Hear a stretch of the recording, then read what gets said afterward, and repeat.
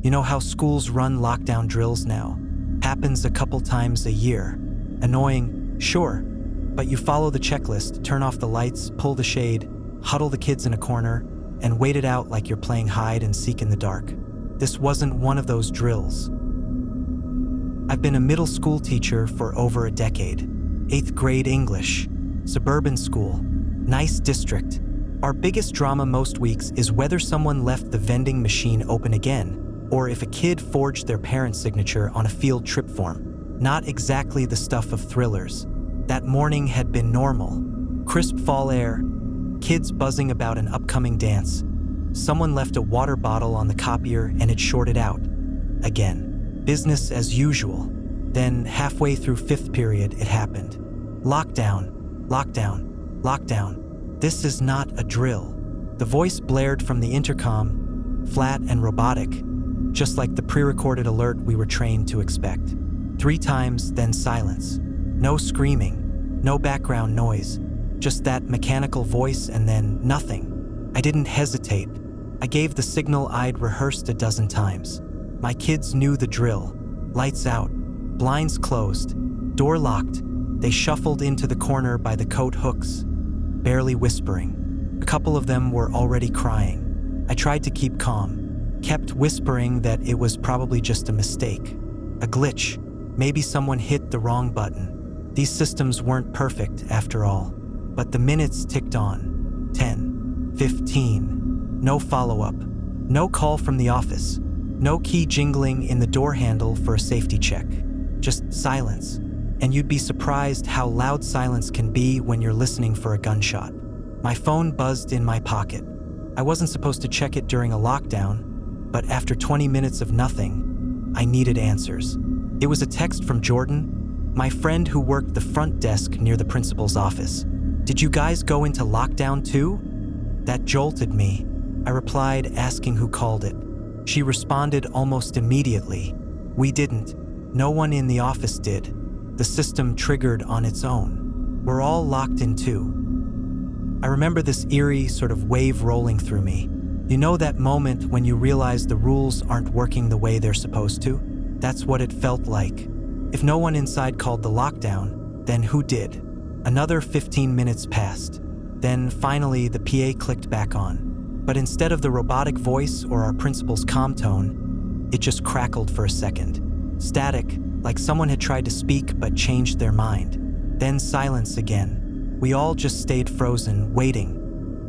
By now, the kids were fidgeting. One whispered they had to pee. Another kept staring at the door like it might burst open. That's when I started hearing the faintest sound.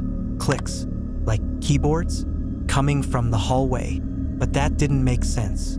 Everyone was locked in. Eventually, maybe around the 40-minute mark, the district's emergency alert went out via text.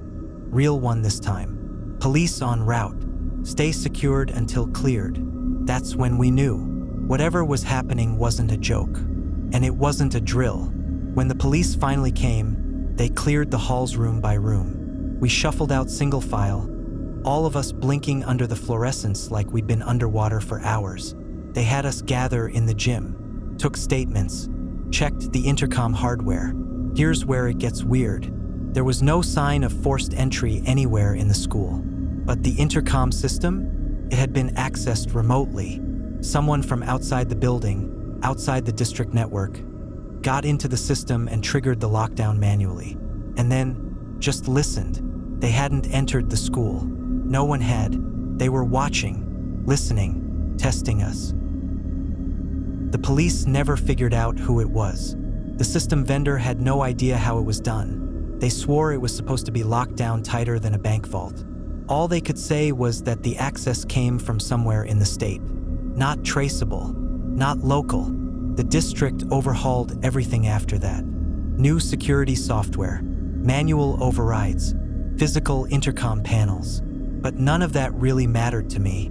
What stuck with me was something one of the detectives said offhand, like he didn't realize I was still in earshot. He said it sounded like a dry run, a test, not of the tech, but of us. How long it would take before someone realized something was wrong. How quickly we responded. How long we'd stay still. I haven't told my students that part. They're just kids. They don't need to know how close the world gets sometimes to slipping sideways. But every time the intercom crackles now, even just for morning announcements, I feel my stomach twist. Because someone out there now knows exactly how long it takes a school full of kids to hide, and how long they'll wait in the dark without questioning it.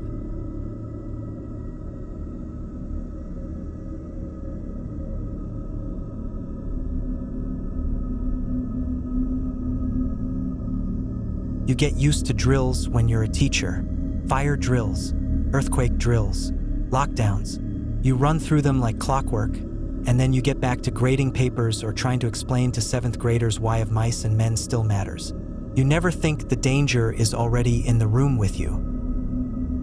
It was a Tuesday morning, the kind where the sun hasn't quite burned through the fog yet and everyone's walking a little slower because they wish they were still in bed. I was in room 212, 2nd floor, tucked in the back wing of a quiet middle school in Northern Virginia.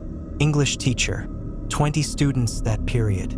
Most of them decent kids, a couple with the usual attitude. We had just finished morning announcements and I was about to hand out some review worksheets. Nothing too serious, when the lockdown alert buzzed over the intercom. Lockdown initiated. This is a drill. Please secure rooms immediately. It was pre-recorded, so same robotic voice as always. No panic, no warning, just a drill, supposedly. I followed protocol.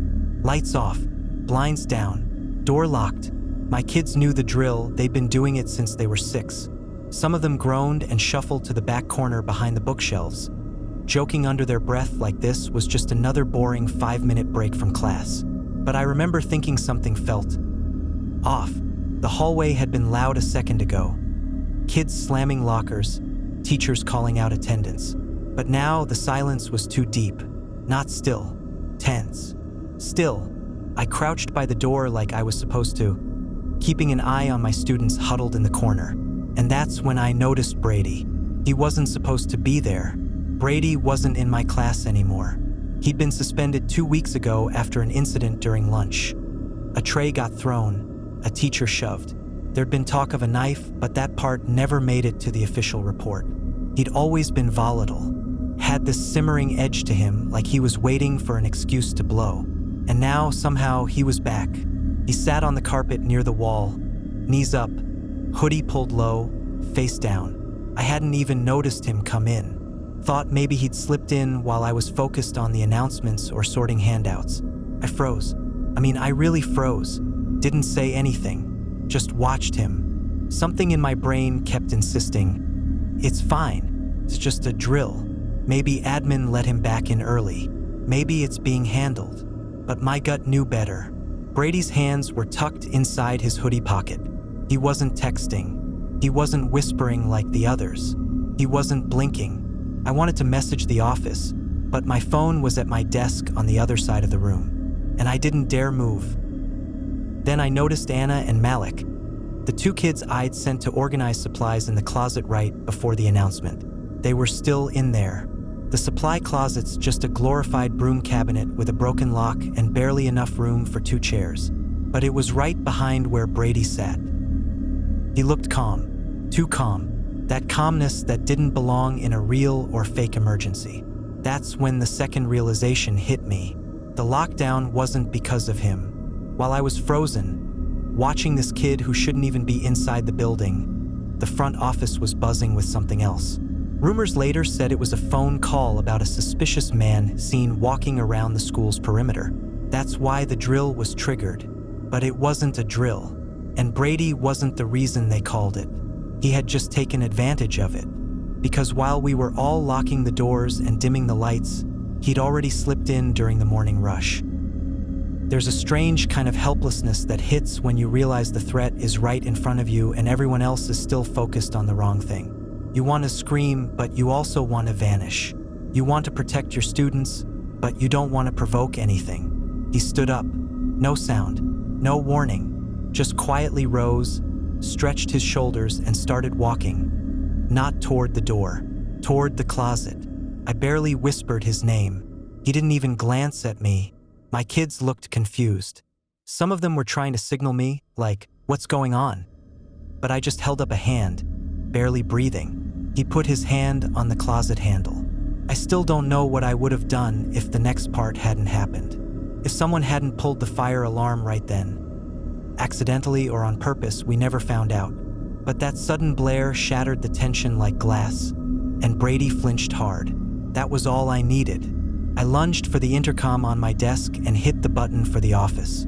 Told them I had a student who wasn't on the roster, that something was wrong. Security was in our hallway in under a minute. They found him just standing there, not resisting, just staring at the closet door like he was waiting for it to open on its own. They found something in his backpack too, stuff he wasn't supposed to have. I won't go into the details. The school tried to keep it quiet, but teachers talk.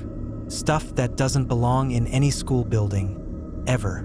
Later, I found out that no one had cleared him to be back. He'd gotten in through the side doors while a substitute was busy checking the morning duty list. Walked right in like he still belonged there. We got lucky.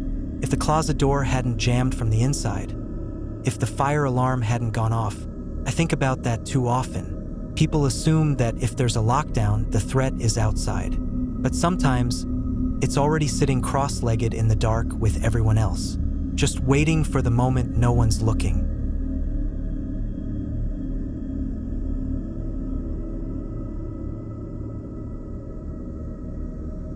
If you're drawn to tales like these, consider subscribing to Spectral for more chilling entries waiting to be uncovered.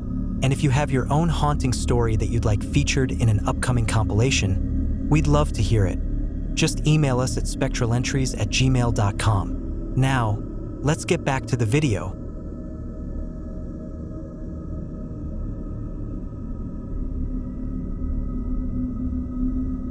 You always remember your weirdest substitute teacher. Every kid's got a story like that. Some guy who showed up with a ukulele and tried to teach math with folk songs. Or the woman who fell asleep during a test and snored loud enough to rattle the windows. But mine was different, because no one ever figured out who he was. It was sophomore year, late fall, that kind of cold where the leaves are already dead but snow hasn't hit yet. So everything just feels gray and damp. I went to high school in a quiet little town in upstate New York, a place with one gas station, a diner that closes at 8, and way too many deer wandering into the road. That morning felt normal enough. Our regular English teacher, Mr. Dolan, had called out, and the office said we'd have a sub. No big deal. We'd probably just get a worksheet, sit quietly, and scroll through our phones behind our books. When the guy walked in, he looked exactly like what you'd expect. Khakis, dark sweater, clean-shaven, maybe mid-40s. Not overly friendly, not strict, just calm. Too calm, maybe. He didn't tell us his name, just wrote Mr. G on the board in blocky capital letters and said we'd be doing quiet reading today. No attendance roll, no chit-chat, just sit, read, stay put. Fine by me. I picked a seat by the window and cracked open my book. Everyone else followed suit, more or less. It was quiet for maybe 10 minutes. Then the lockdown alarm went off. Now, you have to understand, lockdowns weren't new. We'd practiced them since elementary school. Lights off, doors locked, stay out of sight. Teachers usually got a text or call from the office confirming whether it was real or not, but none of us were in the loop. To us, it all felt the same. Sudden panic, lights cut, the scraping of chairs as everyone rushed to hide. Mr. G was quick, too quick. He locked the door, shut the blinds, then waved us toward the back of the room, where there was a storage closet used for books and old AV equipment.